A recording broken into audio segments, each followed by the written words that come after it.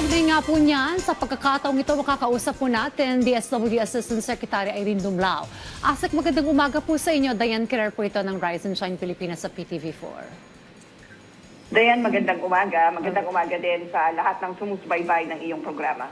Alright, Asek, good morning po. I understand mismo si Secretary Rex Gatchalian po ay bumisita na rin po para kamustahin yung ating pong maapektadong individual doon po sa nangyaring sunog. Kamusta po ang pangamusta po doon ni Sec Gatchalian at mga tulong na rin pong naipamahagi po natin sa mga apektadong residente? Well, tama, Dayan. Kahapon nga ng umaga, nagtungo si Secretary doon sa Delpan Evacuation Center para tignan po yung kalagayan ng ating mga kababayan na apektuhan nitong malaking sunog at matiyak yung tuloy-tuloy na pamamahagi ng tulong po sa kanila. Sa katunayan, and as I've mentioned in the report, nasa 2,000 ready-to-eat food boxes po yung na-distribute natin kahapon, and gayon din po yung 2,000 kitchen kits.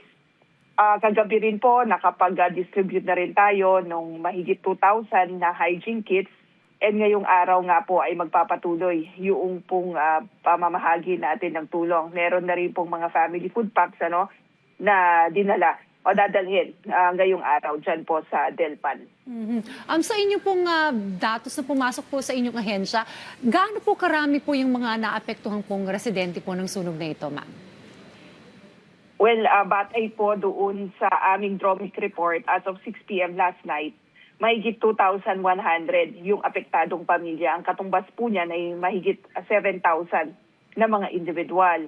500 po ang nasa loob ng evacuation center or ang katumbas po niyang 500 pamilya ay 2,500 na individuals. Samantala po, mahigit 1,600 na pamilya ang nasa labas ng evacuation center. Ang katumbas po niyan nasa mahigit 4,600 na katao. Well, Asek, gusto na rin po namin itong idulog sa inyo kasi may mga ilang reports daw po na may mga nasunugan daw po ang hindi po pinapapasok sa Delpan Evacuation Center. Paki-clarify nga lang po ito, ma'am. Well, ang local government unit po ay nagsasagawa ng validation na para matiyak Dayan, na yung pong mga nasa evacuation centers ay yung pong mga pamilya o individual na naapektuhan nga po nitong malaking sunog. And isinasagawa po yung validation para mas maging maayos yung pamamahagi natin ng tulong. And again, ensure na lahat po na naapektuhan ay nababahaginan po ng tamang assistance. Kasi yan po ang utos ng Pangulong Marcos Jr. sa DSWD at sa lokal na pamahalaan. Tiyakin na yung mga pamilyang naapektuhan nitong emergency na to, nung sunog na ito ay makatanggap ng tamang tulong po mula sa ating pamahalaan. Alright. Well, napakahirap pong masunugan. Walang-wala pong matitira doon po sa mga apektadong individual.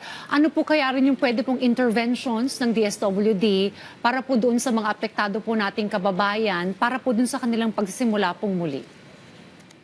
Well, tama, Dayan. Aside from the food and non-food items na ibinibigay po natin, which is part of our immediate response operations, mahalaga din yung ibang intervention kagaya ng tulong pinansyal para matulungan naman itong mga nasunugan nating mga kababayan sa pagsasaayos ng kanilang mga nasirang mga tahanan o pag-umpisa po muli, dahil tama yung nabanggit mo, mahirap yung masunugan dahil yung kalahati ng iyong buhay ay talaga namang ding nasira o natupok ng apoy. Kaya ang karagdagan po nating tulong ay of course yung mga family food boxes and then of course financial assistance.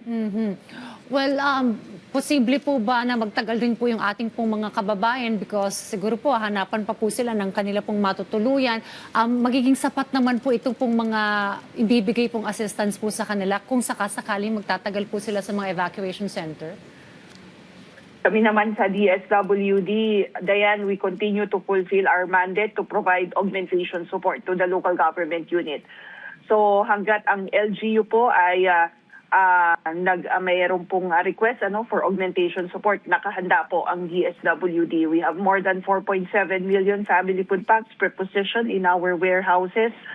And tuloy-tuloy din po ang production ng aming pong mga family food packs. Again, we continue to work and collaborate with the local government unit para po matiyak na yung mga pangangailangan ng mga naapektuhan nating kababayan ay matugunan. Panghuli na lamang po, mensahe din na lamang po sa mga apektado pong residente. And again, kung ano po yung direktiba po ng ating Pangulo po sa DSWD. And even yung DSWD directive po sa inyo pong mga regional offices. Well, yes. Ang utos po ng Pangulong Marcos Jr. sa DSWD, tiyakin na meron tayong sapat na resources o sapat na tulong na ipapabot sa ating mga nasunugan na kababayan at maging maagap at mabilis po yung pagpapahatid natin ng tulong. Yan naman po ang ginagawa ng DSWD sa ilalim ng pamumuno ni Secretary Rex Gatchalian. Tiyakin po na lahat ay tumutulong sa ating pong mga kababayan at maayos yung ating koordinasyon sa lokal na pamahalaan. Makakaasa po ang ating mga kababayan na patuloy ang maagap at mapagkalingang serbisyo ng DSWD. Walang tatot, maraming salamat po sa inyo pong panahon dito po sa Rise and Shine Pilipinas, DSWD Assistant Secretary Irene Dumlao. Thank you po, ma'am. Maraming salamat din po.